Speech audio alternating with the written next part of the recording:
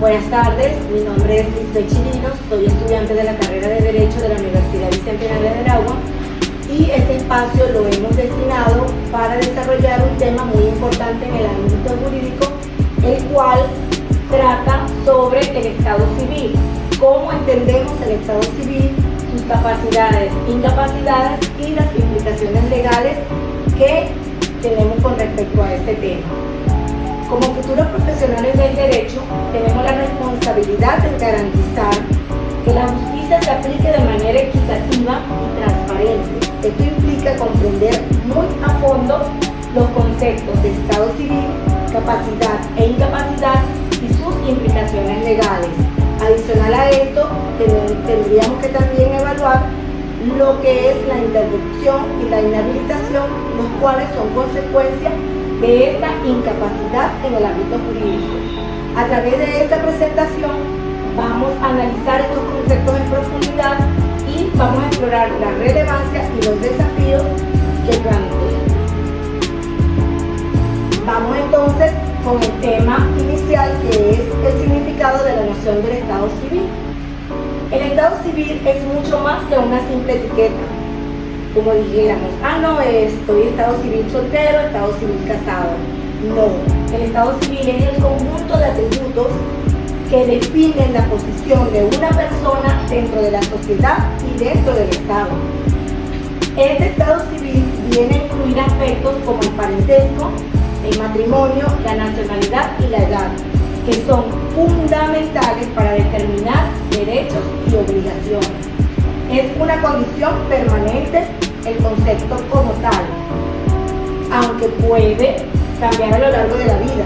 Por ejemplo, una persona que sea soltera puede cambiar su condición de Estado civil a casada, o una persona ya casada puede cambiar su condición a viudo o divorciado en función de lo que suceda dentro de ese caminar de su vida. Vamos con la importancia del Estado civil. ¿Para qué es importante el Estado civil? Vemos entonces que es esencial para la identificación legal de una persona. Entonces ya pasamos a observar cómo el Estado civil no es solamente una etiqueta, que fue lo que comentamos al principio de la exposición. ¿Por qué?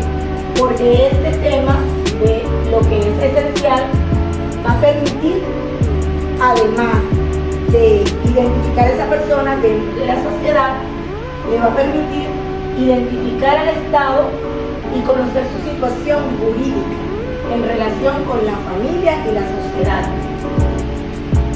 ¿De qué forma este Estado civil va a influenciar o va a determinar? ¿Por qué? Porque muchos derechos y obligaciones, como por ejemplo el matrimonio, confieren derechos y obligaciones específicos a los cónyuges. ¿En qué sentido? Una persona cuando se casa adquiere una responsabilidad y adquiere una obligación en conjunto. Ya cuando son en matrimonio, ese Estado como tal te va a permitir que el cónyuge como tal defina con su otro cónyuge muchas situaciones, muchas decisiones. Entonces ahí ustedes ven cómo ese Estado civil va a determinar esa condición. También vemos cómo la filiación padre-hijo va a establecer derechos y obligaciones entre padres e hijos. ¿Por qué? Porque ya el hijo pasa a depender de lo que diga el papá o de lo que el papá decida en función, mientras no sea mayor de edad. Este punto lo vamos a ver adelante, pero en este momento queremos resaltar cómo la filiación también afecta en lo que es el Estado civil. Muchos actos jurídicos requieren la acreditación del Estado civil. Esta es otra parte de la importancia de lo que es el concepto como tal. ¿Por qué? Porque, por ejemplo, para contraer matrimonio es necesario demostrar la soltería. Para esto es necesario probar la relación de parentesco con la persona con la cual tú vas a contraer matrimonio. ¿Qué te solicitan cuando tú vas a hacer el acto de matrimonio? Te solicitan un documento que pruebe que tú eres soltero. Te hacen muchas solicitudes, muchos documentos, muchos requisitos para que tú puedas probar que no hay ningún vínculo que vaya luego a dañar eso o esa relación que tú vas a contraer o que vas a afiliar. También lo vemos cuando una persona fallece. En este caso, para heredar es necesario probar la relación de parentesco con el fallecido. Entonces vemos cómo el Estado civil influye y determina muchos aspectos jurídicos.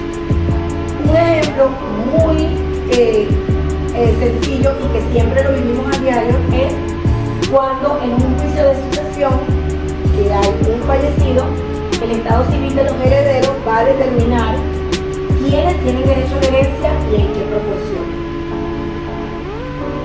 Existe entonces una clasificación de este Estado civil. ¿Por qué? Porque no es solamente conocer la importancia, no es solamente conocer la noción de este Estado, es también saber en profundidad cómo se clasifica el mismo. Para ello tenemos una clasificación en tres aspectos: el familiar, el Estado civil individual y el Estado civil político. Para hacer un resumen, tenemos el familiar, el cual refiere la situación de una persona en relación con su familia. Esto va a incluir una persona soltera, una persona casada, una persona viuda o una persona divorciada. Ya más o menos nosotros manejamos los términos dentro de una sociedad de lo que significa cada aspecto. Tenemos el Estado civil individual, que va a referirse a las características personales de una persona. Aquí vemos cómo este Estado va a incluir lo que es la edad y lo que es el sexo y la nacionalidad. Posteriormente tenemos el Estado civil político, el cual se refiere a la relación de una persona con el Estado. ¿Qué significa esto? Que una persona puede ser de Estado civil político nacional, el cual va a ser una persona que tiene la nacionalidad de un Estado. Es decir, yo nací en Venezuela, soy de Estado civil venezolano. O yo nací en Colombia y estoy viviendo en Venezuela, entonces mi Estado civil es extranjero, mi Estado civil político. Pasamos ahora a otro tema muy importante dentro de lo que es el Estado civil, que viene siendo la capacidad e incapacidad. Para nosotros saber o hablar sobre lo que es la capacidad jurídica, primero tenemos que conocer el término de lo que significa capacidad, el cual, según el autor Aguilar, en su publicación del año 1997, lo define como el término en derecho a la medida de la actitud de las personas en la relación con los derechos y deberes jurídicos. La misma se clasifica en capacidad jurídica de goce. Para mí, esta capacidad jurídica es una aptitud para ser titular de derechos y obligaciones y la adquiere desde tu nacimiento. Es decir, desde que tú naces ya tú tienes una capacidad jurídica de goce. ¿Por qué? Porque el solo hecho de nacer te confiere las atribuciones jurídicas en cuanto a derechos, pero también en cuanto a obligaciones. Tenemos también la capacidad de obrar, que le llaman también dentro del ámbito jurídico capacidad de ejercicio. Y esta capacidad es una aptitud que se adquiere con la mayoría de edad y puede estar limitada por la incapacidad. ¿Por qué se adquiere por la incapacidad? Porque la capacidad de obrar ya tú puedes ejercer personalmente tus derechos y obligaciones. O sea, no es una capacidad donde tú la adquiriste por el simple hecho de nacer, sino que al tener tu mayoría de edad ya tú puedes determinar cuáles son tus derechos, pero también cuáles son tus obligaciones. ¿Cuál es la relevancia de la capacidad de obrar? Es la que es fundamental para la validez de los actos jurídicos. ¿Por qué? Porque un acto jurídico que es realizado por una persona incapaz puede ser nulo o anulable. Entonces viene la siguiente pregunta: ¿por qué una persona puede ser incapaz? Porque una persona puede ser incapaz. Una persona puede ser incapaz cuando ella tiene una privación total o relativa. Cuando una privación es total, se le determina como una privación o una incapacidad absoluta. Es decir, que esa persona para a obrar o la capacidad de obrar viene siendo afectada por discapacidades mentales o psicológicas. Yo diría que podemos ampliar el término. Una persona que tenga una incapacidad relativa se otorga cuando tiene una limitación parcial de esta capacidad de obrar. Vemos entonces que esta limitación difiere de lo que es la incapacidad absoluta, puesto que en este concepto la persona en su totalidad no puede obrar o no puede ejercer. Y en lo que es la incapacidad relativa, la persona puede estar limitada parcialmente. Esto quiere decir que en un momento determinado de su incapacidad pudiese estar nuevamente capacitada. ¿Cuál es la relevancia de lo que es la incapacidad? Es que esta relevancia va a proteger a las personas vulnerables de actos jurídicos que puedan perjudicarlas. Ok. Vemos entonces, como ya pasamos por el concepto de lo que es el Estado civil, de lo que son sus clasificaciones, la parte de la capacidad y incapacidad, y vamos a un tema muy importante, que es la interdicción e inhabilitación. ¿Por qué estos temas vienen en este aspecto o en este espacio? ¿Por qué? Porque cuando una persona es incapaz jurídicamente, entonces entra en juego estos términos, que son la interdicción y la inhabilitación. La interdicción está contemplada en los artículos 393 al 395 del Código Civil. ¿Cuáles son las causas o qué genera una interdicción? Una enfermedad o deficiencia persistente de carácter físico o psicológico, el cual va a impedir a la persona gobernarse por sí misma. Entonces, ¿qué sucede aquí? Esto viene siendo cuando una capacidad es absoluta, procede entonces el activar una interdicción. ¿Por qué? Porque una persona que tiene una incapacidad absoluta realmente no puede desarrollar su derecho o sus obligaciones de ejercer, ¿ok? De obrar. Y es necesario entonces solicitar una interdicción. Solamente para tener un ejemplo o una forma más sencilla de que puedan visualizar el tema, por acá les dejo un ejemplo hipotético. María fue diagnosticada con Alzheimer avanzado. Comenzó a mostrar signos de deterioro cognitivo severo. Su familia, muy preocupada por su patrimonio, solicitó la interdicción judicial. El juez, tras evaluar las pruebas médicas, declaró a María interdicta y nombró a su hijo como tutor. Esto, si ustedes lo ven, no es tan sencillo.